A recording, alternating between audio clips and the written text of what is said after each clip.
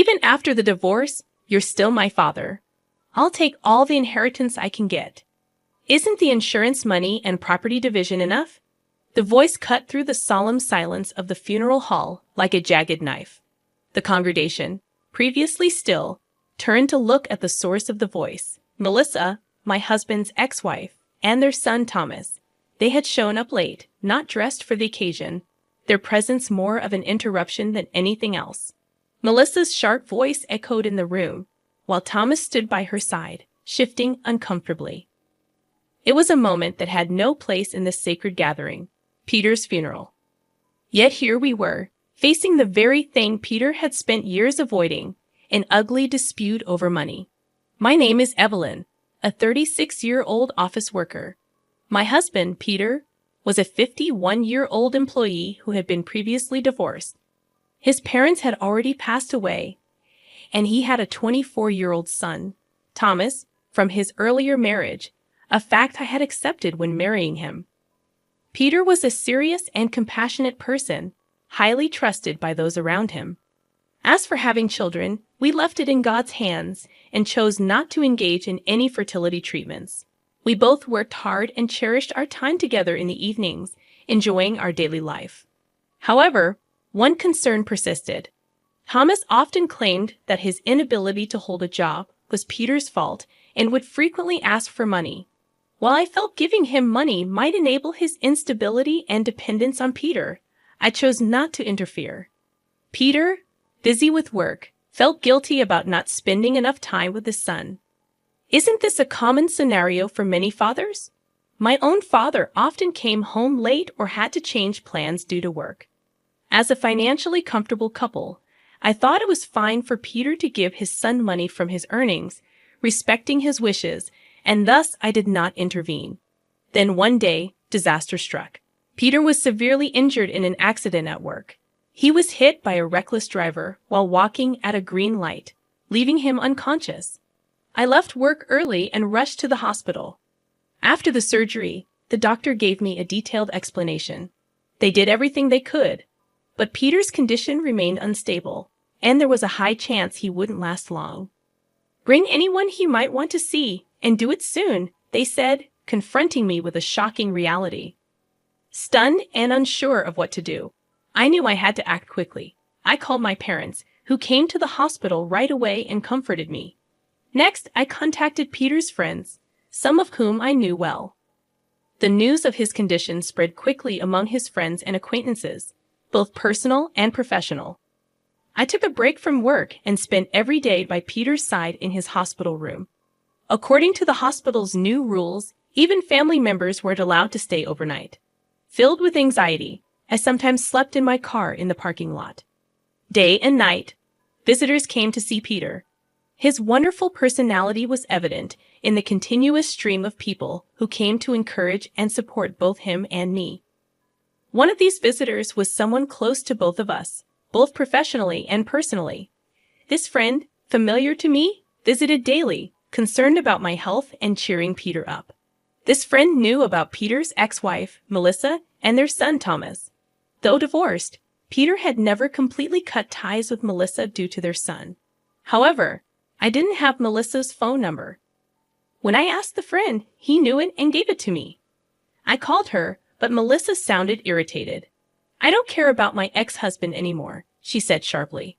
Still, I asked if Thomas could visit, but she replied, "I'll ask, but I don't think he'll come," and hung up.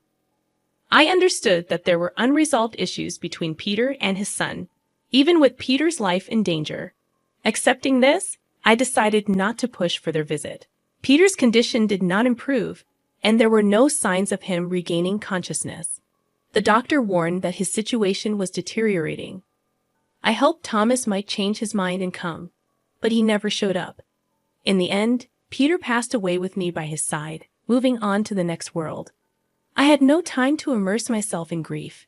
Even as Peter was being cared for by the funeral home, I had to proceed with funeral arrangements. With help from my parents and Peter's friends, the preparations steadily progressed.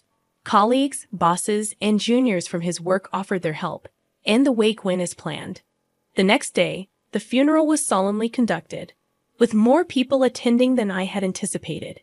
They offered kind words and encouragement, which warmed my heart. The funeral reminded me of Peter's wonderful character and kindness. Even in this sad event, there were moments that touched me. I thanked Peter's close friends and colleagues for their help and expressed my gratitude to everyone who assisted. That's when I was informed that someone wanted to see me. A man and a woman stood in the distance, dressed inappropriately for a funeral. I recognized the man's face. It must be Thomas, Peter's son, and the woman next to him was likely his ex-wife, Melissa. They appeared in casual attire, standing in an area where people were coming and going after the service had ended. The funeral home staff were preparing to move to the crematorium, but they seemed indifferent. I felt irritation and tension radiating from them.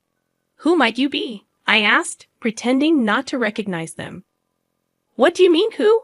Melissa sneered. "Weren't you the one who contacted me?" "Yes, that's right. I asked you to visit him in the hospital, but I don't recall inviting you to the funeral," I replied. "Attend a funeral? We never intended to. Our attire should make that obvious." Melissa's voice dripped with sarcasm. "I thought we should talk before any procedures start. My son has a right to the inheritance. I can't let you monopolize it." Inheritance. It hasn't even been an hour since the funeral ended. There are other things to take care of first. I struggled to contain my anger. Though I wanted to retort, I couldn't find the words. Thomas laughed coldly. "I know the medical bills are covered by workers' compensation, and you've got a hefty settlement from the accident. Plus, you must have received a good amount in condolence money from the funeral. That's great, isn't it?" It became clear that they had been checking on Peter's finances ever since his condition worsened. Melissa must have been investigating, expecting an inheritance. Peter's estate, including the inheritance, is valued at $1.5 million, I said firmly, but the process isn't as simple as you think. Still, they pressed on. "We intend to get our fair share, so keep that in mind, Auntie," Thomas said mockingly. I took a deep breath, trying to calm my anger. It was challenging. Thomas had always been interested in money. He seemed to think only of extracting as much as possible from any source, without considering Peter's feelings.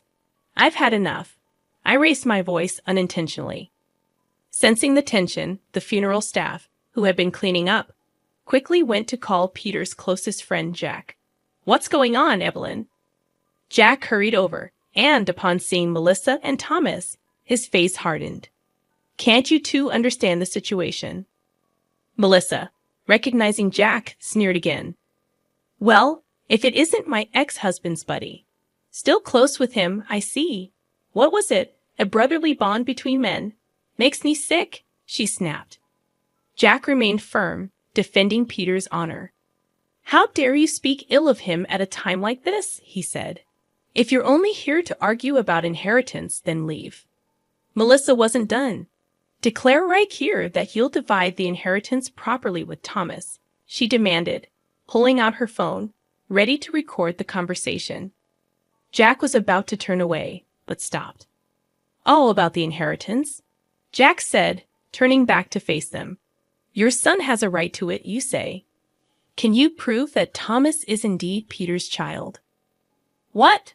Why would I need to prove something like that?" Melissa shot back, her tone defensive. "It seems you don't understand," Jack continued calmly. "Peter had doubts during your pregnancy, Melissa. He hired a detective agency to investigate, and it was discovered that despite being married, you were involved with another man." Thomas looked confused. His confidence vanished as Jack's words sank in. "What does that mean?" he demanded, turning to his mother. Melissa's face turned pale, and she trembled. Thomas, realizing something was wrong, shook his mother's shoulder. "What's going on? Tell me." But Melissa remained silent, unable to speak. Finally, Jack revealed the truth. The blood type of your son didn't match Peter's. It was a great shock to him. He chose not to reveal it to spare you both. But there's no blood relation between your son and Peter. Thomas was speechless. Believing all his life that Peter was his biological father, He now faced the painful truth. His anger surged, directed at Melissa. "Why didn't you tell me?" he shouted. "I always thought he was my real father." Melissa, cornered, tried to evade the truth, but Thomas' fury only grew. "I won't take the inheritance, even if I have legal rights. I'll relinquish everything," Thomas declared before storming out, leaving his mother standing there in shock. Jack, with compassion in his voice, escorted Melissa out of the venue as she collapsed, her secret exposed to the world. After that day, neither Melissa nor Thomas reappeared in my life. I later heard from Jack that Thomas, knowing the truth about his parentage, had cut ties with his mother. The inheritance battle never resurfaced, and life began to return to normal. One day, I visited the doctor about the health issues that had been troubling me since Peter's accident. I thought it was stress-related, but the diagnosis was a surprise. I was pregnant with Peter's child, a baby boy. The doctor advised me to take care of my health, and I resolved to do so. When I visited Peter's grave to share the joyous news, I noticed unfamiliar flowers and Peter's favorite food offered there. It wasn't his memorial day, and only a few people knew his favorite food. I had an intuition that Thomas had visited. Standing before Peter's grave, I whispered, "Hey, it looks like you and Thomas made peace after all. I'm so glad."